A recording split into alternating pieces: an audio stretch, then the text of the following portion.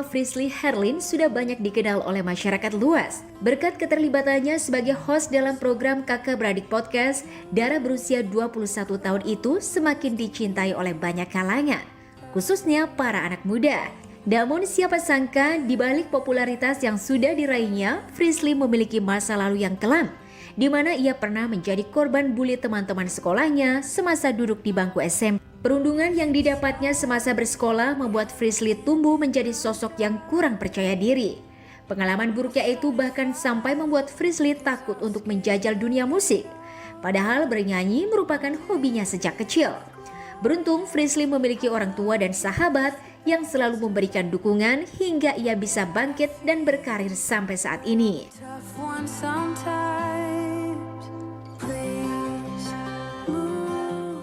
Hobi kamu apa sih? Hobi aku nyanyi. Iya, nyanyi? Iya. Tapi udah pernah belum sih bikin rekaman-rekaman gitu? Kamu Diminta terus tapi nggak mau. Nggak Kenapa? pede. Aku tuh anaknya nggak pedean kan. kenapa? Kan Ya nggak pedean Cupers. Karena pernah dibully, punya pengalaman pernah dibully parah banget, dan itu bikin aku bener-bener nggak pede sama diriku sendiri. Nggak berani. SMP pas aku dibully tuh aku bener-bener nggak pede, takut untuk banyak ngobrol. Kan aku juga nggak pernah ada orang yang tahu ya aku indigo. Aku tuh baru berani cerita tuh SMA.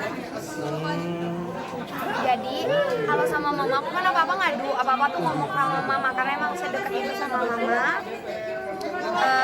Pas dibully, aku tuh ngerasa yang kok mama nggak bantuin apa-apa ya. Terus mama bilang, kamu maunya mama ngapain? Satu, apa yang mereka bicarain tentang kamu itu tidak benar. Yang kedua, kita itu cuma punya 2 tangan dan 1 mulut. Jadi kamu nggak perlu buat klarifikasi ke A sampai Z ke semua orang. Karena ketika kamu bertemu dengan orang baru, orang juga berhak untuk menilai apa aja gitu. Jadi mama bilang, udah kamu tutup kuping aja. Di situ aku kayak bodo amat. Dan ujung-ujungnya teman-teman sendiri yang minta maaf, yang dateng ke aku, dan mereka kayak, iya ya waktu itu tuh sebenarnya kita ngebulinya nggak masuk akal ya gini-gini. Ya udah. Tapi kan karena udah lewat, ya udah yang berlalu biarkanlah berlalu. Kita perlu move on. Jadi aku tuh baru sadar kalau kesehatan mental seseorang itu emang perlu banget kita lebih perhatiin, karena ketika aku udah ngerasa itu terganggu, aku ngedown, terus aku ngerasa nggak pede, itu susah banget Kak untuk hilang. Karena sampai saat ini ketika aku datang ke tempat rame, bahkan untuk syuting itu boleh ditanya setiap kali aku turun dari mobil tanganku pasti dingin. Itu ya kan, itu kebiasaan. Jadi ketika aku datang ke tempat rame aku udah pasti gemeteran dan dingin. Kalau syuting pertama kali aku syuting tuh dimulai dari TK. Dari TK tuh udah iklan, FTV itu SD, pemotretan itu SD, FTV itu SMP, layar lebar itu SMA, lulus SMA itu aku layar lebar.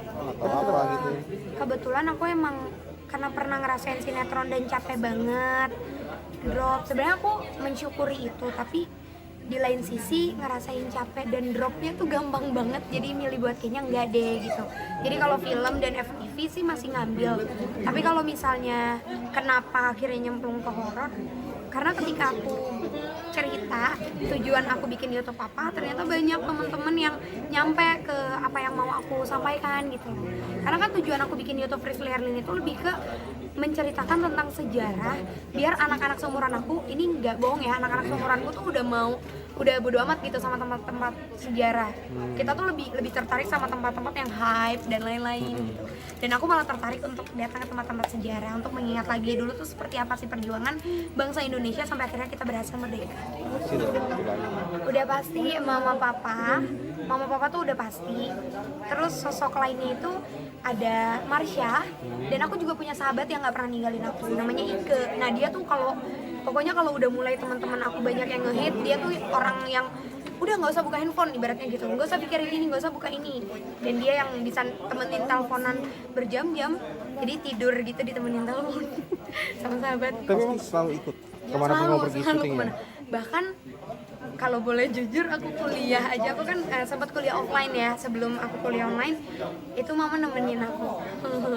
Maksudnya bukan anak mami, tapi karena di rumah itu kan adikku sekolah, jadi di rumah juga mama sendirian. Daripada mama sendiri, aku suruh aja mama temenin aja, nanti mama pergi gitu.